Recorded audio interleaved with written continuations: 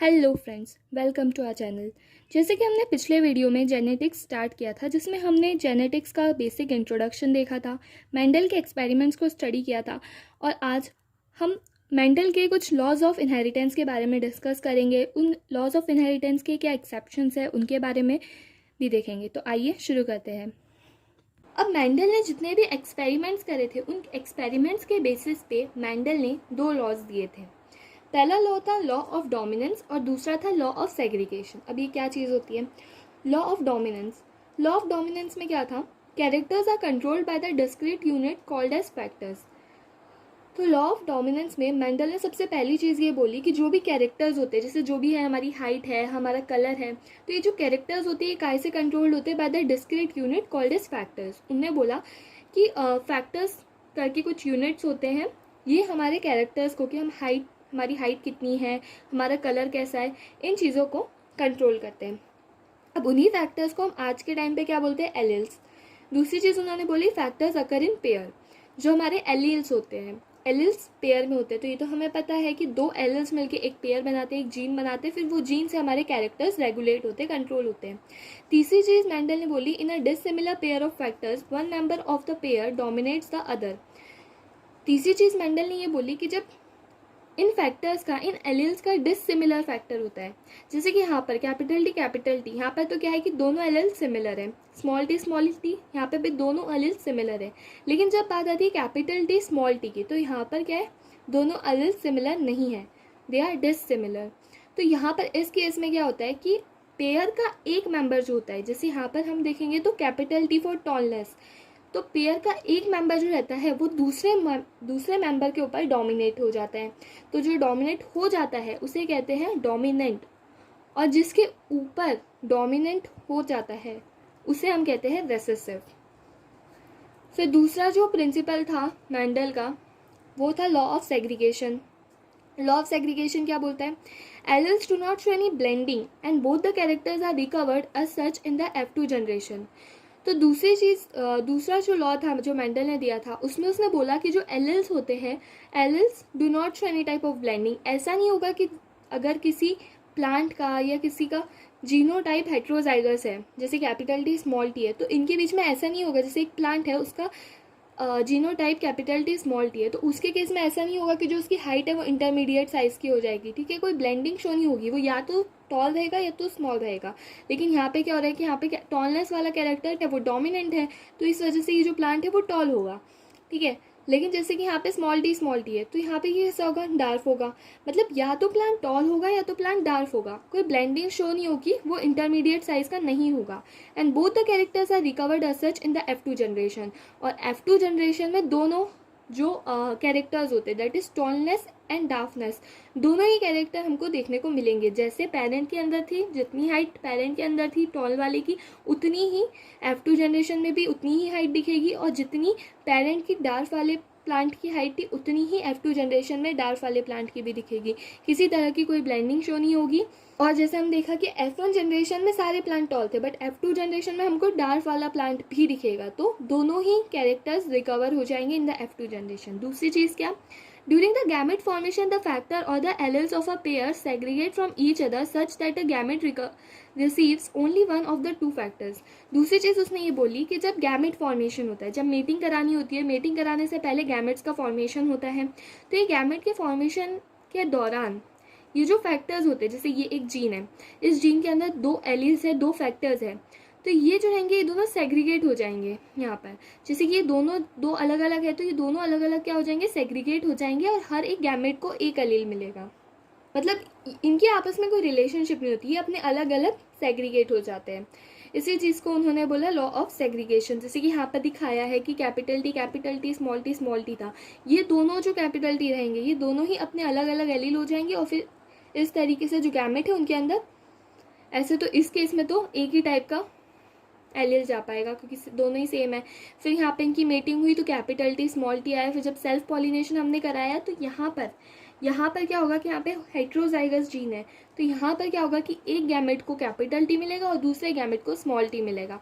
यहाँ पर 50-50 चांस है, कैपिटल टी भी मिल सकता है, स्मॉल टी भी मिल सकता है गैमेट को। इसी चीज़ को कहा उन्होंने लॉ ऑफ सेग्रीगेशन। और दूसरी चीज़ वही कि कोई ब्लेंडिंग शो नहीं होगी, जैसे कि F2 जनरेशन में कोई ब्लेंडिंग शो नहीं हो रही, कोई इंटरमीडिएट साइज़ का प्लांट नहीं देखने को मिल रहा है। और दूसरी चीज़ उन्होंने ये बोली कि सारे के सारे कि जो कैरेक्टर्स थे पेरेंट के, वो F2 जनरेशन में हमको सारे देखने को मिलेंगे। तो यहाँ हमको देखने को मिल रहा है कि 3 टॉल प्लांट देखने को मिल रहे हैं और एक हमको स्मॉल प्लांट देखने को मिल रहा है। अब ये तो हो गए लॉज ऑफ इनहेरिटेंस जो कि मेंडल ने दिए थे, law of dominance and law of segregation. अब इन लॉ के कुछ एक्सेप्शंस भी हैं, जैसे कि पहला है इनकम्प्लीट डोमिनेंस। इनकम्प्लीट डोमिनेंस में बेसिकली होता क्या है कि जो डोमिनेंट वाला होता है, जो डोमिनेंट एलील होता है, वो पूरी तरीके से रेसेसिव के ऊपर डोमिनेंट नहीं हो पाता। मतलब डोमिनेंट होता तो है बट पूरे तरीके से डोमिनेंट नहीं हो पाता। तो ये चीज़ इनकम्प्लीट डोमिनेंस किस में देखने को मिली? दूसरे प्लांट्स के अंदर जब दूसरे ट्रेट्स को स्टडी किया गया तब इनकम्प्लीट डोमिनेंस देखने को मिला। एग्जाम्पल डॉग फ्लावर लिया, जैसे डॉग फ्लावर में एक्सपेरिमेंट किया था। डॉग फ्लावर का दूसरा नाम होता है स्नैपड्रैगन और एंटी राइनम। तो ये भी एक इम्पॉर्टेंट चीज़ है कि इनकम्प्लीट डोमिनेंस किस में देखने को मिलता है, तो वो देखने को मिलता है डॉग फ्लावर या स्नैपड्रैगन या एंटी राइनम स्पीसीज़ में। तो उसमें हुआ क्या था कि उसमें होमोजाइगस रेड कलर वाले फ्लावर के प्लांट को लिया और एक होमोजाइगस वाइट कलर के फ्लावर वाले प्लांट को लिया था उसने। अब यहाँ पे गैमेट फॉर्मेशन हुआ, तो यहाँ पे तो कैपिटल आर बनेगा और यहाँ पे स्मॉल आर। यहाँ पर रेड कलर जो था वो डोमिनेंट है। अब क्या हुआ कि अब इन दोनों के बीच में मेटिंग हुई तो कैपिटल आर स्मॉल आर बना।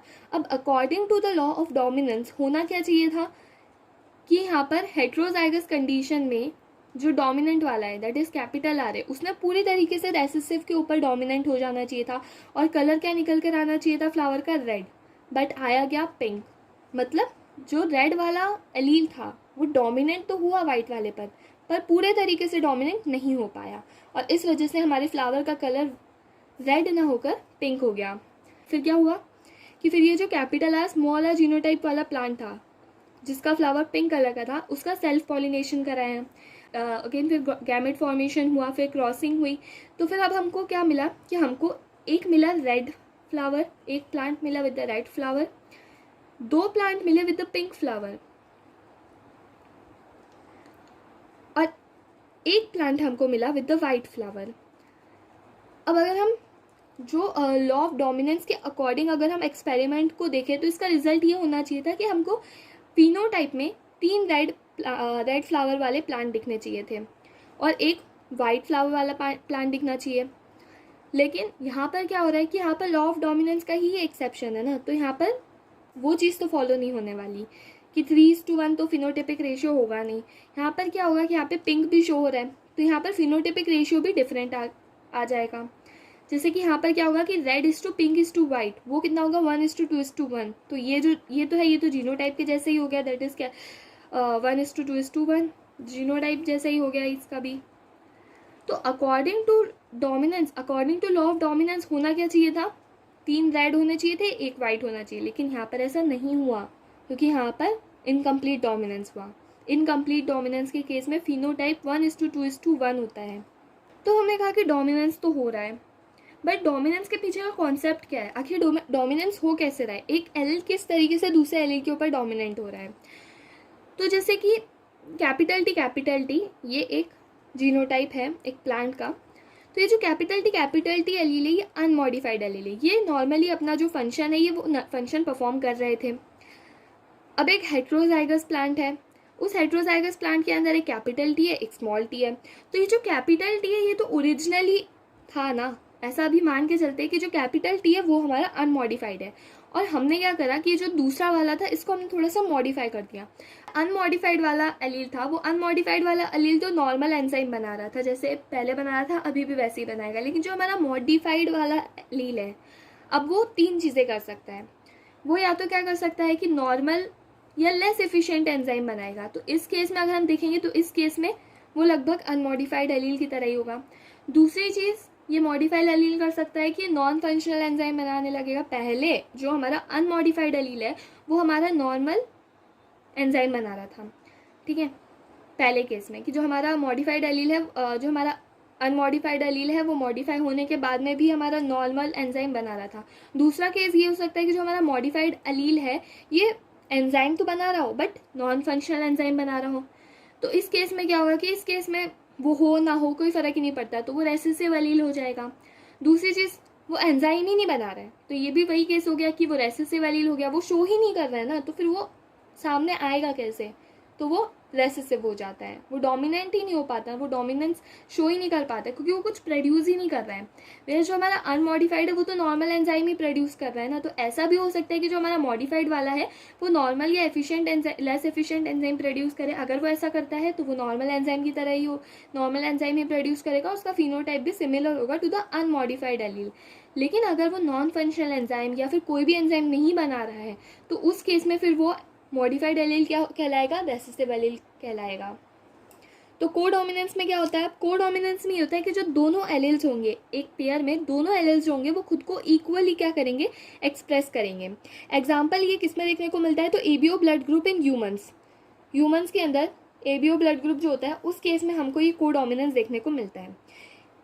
अब यहाँ पर जीन कौन सा इन्वॉल्व होता है, तो यहाँ पे आई जीन इन्वॉल्व होता है। अब बेसिकली होता क्या है, ये जो हमारा आई जीन है, ये आई जीन बेसिकली क्या करता है कि कुछ शुगर पॉलीमर्स को प्रोड्यूस करवाता है। ठीक है, जीन से कुछ शुगर पॉलीमर्स का प्रोडक्शन होता है।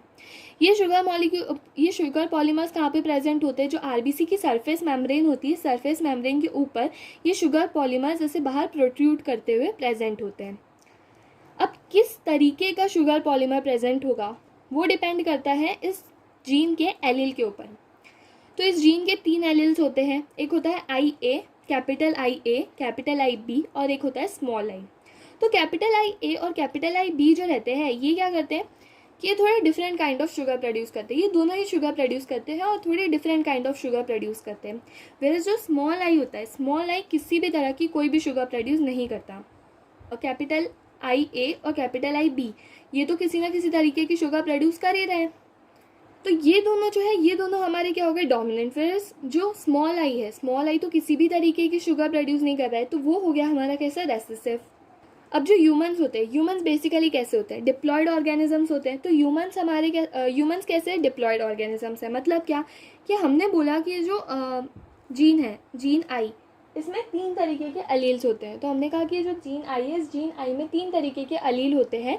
लेकिन जो ह्यूमंस है, ह्यूमंस तो डिप्लॉयड है, तो उनके अंदर ये 3 एलील्स तो हो नहीं सकते, तो उनके अंदर इन 3 एलील में से कोई 2 एलील ही प्रेजेंट होंगे, जैसे कि capital I A, capital I B. अब उसमें भी क्या होता है कि जो कैपिटल आई ए है और कैपिटल आई बी है ये अभी देखा कि डोमिनेंट होते हैं, और जो स्मॉल आई होता है वो कैसा होता है, रेसेसिव होता है। तो जब एक इंडिविजुअल के अंदर कैपिटल आई ए और स्मॉल आई प्रेजेंट होगा तो इसमें से डोमिनेंट कौन सा है, कैपिटल आई ए है, तो एक्सप्रेस कौन सा होगा, कैपिटल आई ए वाला एलील एक्सप्रेस होगा। जब कैपिटल आई बी और स्मॉल आई प्रेजेंट होंगे तो इनमें डोमिनेंट कौन सा है, कैपिटल आई बी, तो ये एक्सप्रेस होगा। लेकिन जब कैपिटल आई ए और कैपिटल आई बी ये 2 प्रेजेंट होंगे तो दोनों एक्सप्रेस होंगे, क्योंकि दोनों ही क्या है, डोमिनेंट है। तो ये दोनों ही डोमिनेंट है, तो ये दोनों ही क्या करेंगे, अपने आप को एक्सप्रेस करेंगे, दोनों के ही शुगर मॉलिक्यूल्स आरबीसी की सरफेस के ऊपर प्रेजेंट होंगे। क्यों, बिकॉज ऑफ कोडोमिनेंस, दोनों ही डोमिनेंस शो कर रहे होंगे। Now since there are 3 different alleles, अभी अपन देखा कि 3 डिफरेंट एलील्स होते हैं, capital I A, capital I B और स्मॉल आई, तो 3 डिफरेंट एलील्स प्रेजेंट है। तो एक इंडिविजुअल के अंदर 6 different combinations of this alleles are possible, 6 different genotypes of the human ABO blood types are present, मतलब कि टोटल 6 डिफरेंट जीनोटाइप्स एक इंडिविजुअल के अंदर प्रेजेंट हो सकते हैं। तो अब वो 6 डिफरेंट जीनोटाइप्स कैसे बने, अब उस चीज़ को देखेंगे।